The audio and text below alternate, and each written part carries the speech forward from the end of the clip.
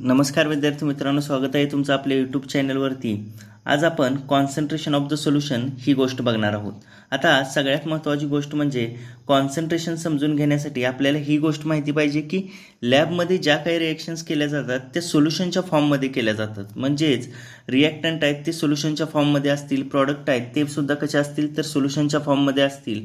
मग जर हे सोल्युशन्स एवढ्या प्रमाणामध्ये आपण वापरतोय तर सगळ्यात महत्त्वाची गोष्ट ह्या सोल्युशन्सना एक्सप्रेस कोणत्या टर्ममध्ये करायचं, तर त्याच्यासाठी कॉन्सन्ट्रेशन ही टर्म वापरली जाते। आता कॉन्सन्ट्रेशनची डेफिनेशन जर आपल्याला बघायची झाली तर कॉन्सन्ट्रेशनची डेफिनेशन काय असेल, amount of substance present in given volume of the solution. दिलेल्या सोल्युशनमध्ये किती अमाऊंट ऑफ द सबस्टन्स एखाद्या कंपाऊंडचे आहे त्याला आपण काय म्हणू शकतो, कॉन्सन्ट्रेशन असं म्हणू शकतो। समजा मी शुगर सोल्युशन घेतलं 1 लिटर। आता 1 लिटर शुगर सोल्युशनमध्ये शुगर आणि वॉटर हे दोन कंपोनंट आहेत ते प्रेझेंट असतील। एक आहे शुगर आणि दुसरं आहे कोणतं, वॉटर। मग शुगर हे कमी प्रमाणात प्रेझेंट असेल म्हणून मी त्याला सोल्यूट असं म्हणतो, वॉटर हे जास्त प्रमाणामध्ये प्रेझेंट असेल म्हणून मी त्याला सॉल्व्हंट असं म्हणतो। आता मला ह्या शुगर सोल्युशनचं जर कॉन्सन्ट्रेशन काढायचं असेल तर मी ह्या सोल्युशनमध्ये शुगरचं प्रमाण किती आहे हे काढणार, म्हणजे काय असेल तर कॉन्सन्ट्रेशन टर्म असेल हे लक्षात ठेवा। म्हणजेच जर कॉन्सन्ट्रेशनला मला दाखवायचं असेल तर मी number of moles divided by volume ह्या टर्ममध्ये पण दाखवू शकतो। नंबर ऑफ मोल्स कोणाचे, तर number of moles of solute divided by volume of the solution. जे काय सोल्यूटचे मोल्स आहेत डिवायडेड बाय काय करू शकतो मी, व्हॉल्यूम ऑफ द सोल्युशन असं दाखवू शकतो। आता कॉन्सन्ट्रेशन टर्मला आपण कोणकोणत्या भागामध्ये कॅल्क्युलेट करू शकतो ते बघणार आहे आपण। कॉन्सन्ट्रेशन टर्मला आपण मोलॅरिटीमध्ये दाखवू शकतो, मोल फ्रॅक्शनमध्ये दाखवू शकतो, मोलॅलिटीमध्ये दाखवू शकतो किंवा मास पर्सेंटमध्ये पण दाखवू शकतो। आता आज आपण मास पर्सेंटेज ही टर्म बघू।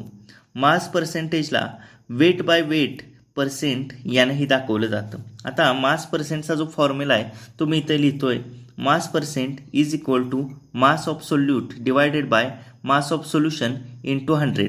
मास ऑफ सोल्यूट म्हणजे जी गोष्ट कमी प्रमाणामध्ये प्रेझेंट आहे, जी आपण एखाद्या सोल्युशनमध्ये वरून ॲड करतोय त्याला मास ऑफ सोल्यूट असं म्हणायचं।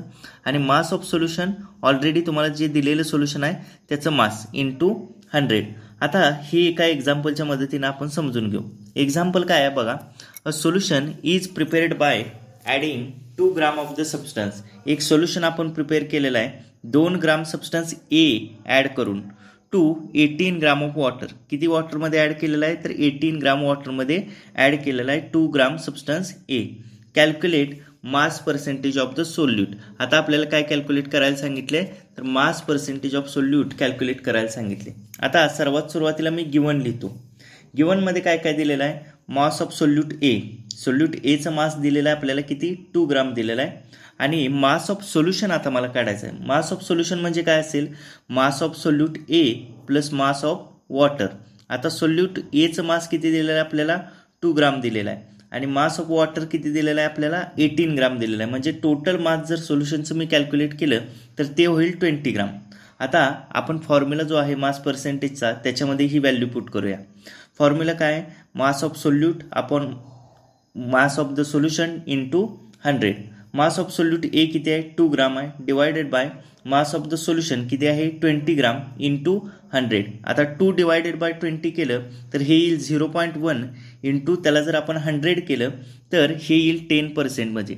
म्हणजेच आपण मास आहे ते आपल्याला पर्सेंटेजमध्ये मिळेल। इथं सबस्टन्स एचं जे काय मास असेल ते 10% असेल पूर्ण सोल्युशनमध्ये, हे लक्षात घ्या।